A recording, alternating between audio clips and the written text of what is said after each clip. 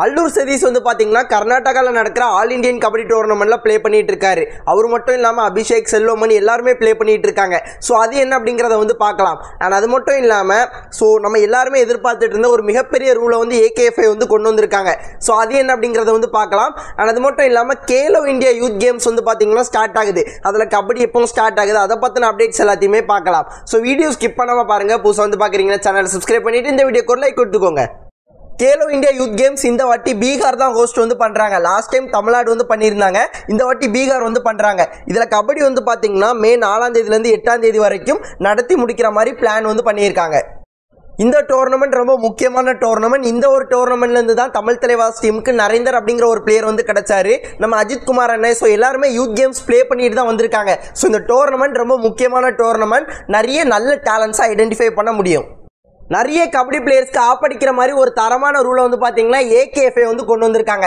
என்ன அப்படின்னு கேட்டிங்கன்னா, இப்போ தமிழ்நாடு டீம் ஒரு சீனியர் நேஷனல்ஸ்க்கு தமிழ்நாடு ரெப்ரசென்ட் பண்ணி போகிறாங்க அப்படின்னா அந்த டீமில் தமிழ்நாடு பிளேயர்ஸ் மட்டும் தான் இருக்கணும். கெஸ்ட் பிளேயர் அப்படிங்கிற மாதிரி சொல்லி வேறு ஸ்டேட்லேருந்து பிளேயர்ஸை கூட்டிகிட்டு வரக்கூடாது. இது வரைக்கும் அது நடந்துட்டு இருந்துச்சு. உதாரணத்துக்கு நம்ம நரேந்தர் கண்டோலாவே எடுத்துடலாம். ஸ்டார்டிங்கில் ஒரு சீனியர் நேஷனல்ஸில் வந்து பார்த்தீங்கன்னா சண்டிகர் டீமுக்காக ப்ளே பண்ணார். கடைசியாக நடந்த சீனியர் நேஷனல்ஸில் திரிபுரா டீமுக்காக ப்ளே பண்ணார். ஆனால் அவரோட சொந்த ஸ்டேட் வந்து பார்த்தீங்கன்னா ஹரியானா. ஓகேங்களா? ஸோ அவர் வந்து வேறு ஸ்டேட்டுக்காக ப்ளே பண்ணார். இது வந்து இனிமேல் பண்ண முடியாது. அதாவது ஒரு பிளேயர் அவரோட சொந்த ஸ்டேட்டுக்காக மட்டும்தான் ப்ளே பண்ண முடியும் அப்படிங்கிறதுக்காக தான் இந்த ரூலை வந்து கொண்டு வந்திருக்காங்க. அண்ட் ஒரு சில பிளேயர்ஸ் வந்து பார்த்தீங்கன்னா அவங்க பிறந்தது ஒரு ஸ்டேட்டாக இருக்கலாம், ஆனால் வேறு ஸ்டேட்லேருந்து ப்ளே பண்ணலாம். அதுக்கும் ஒரு சில ரூல்ஸ் வந்து கொடுத்துருக்காங்க. என்ன அப்படின்னு கேட்டிங்கன்னா, இப்போ ஒரு சில பிளேயர்ஸ் கவர்மெண்ட் ஜாப்னால வேறு ஸ்டேட்டுக்கு வந்து போயிருப்பாங்க. ஸோ அப்போ அவங்க அந்த ஸ்டேட்டுக்கு ப்ளே பண்ணுற மாதிரி தான் இருக்கும். இல்லைனா பிறந்தது ஒரு ஸ்டேட்டாக இருக்கும், இப்போ இருக்கிறது வேறு ஸ்டேட்டாக இருக்கும். ஸோ இந்த மாதிரி ஒரு சில சுச்சுவேஷன்னால அவங்க வேறு ஸ்டேட்டில் இருக்காங்க அப்படின்னா அவங்க பிறந்த ஸ்டேட்டை தாண்டி வேறு ஸ்டேட்டுக்காக ப்ளே பண்ணலாம். அதுக்கெல்லாம் பர்மிஷன் கொடுத்துருக்காங்க.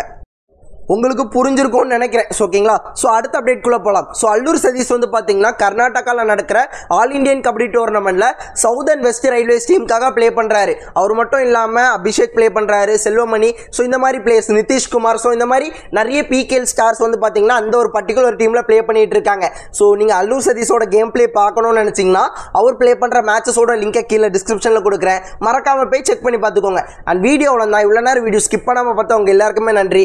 இதே போல் நல்ல வீடியோவில் நாளைக்கு பார்க்குறது வரைக்கும் டாட்டா பாபாய், see you நண்பா.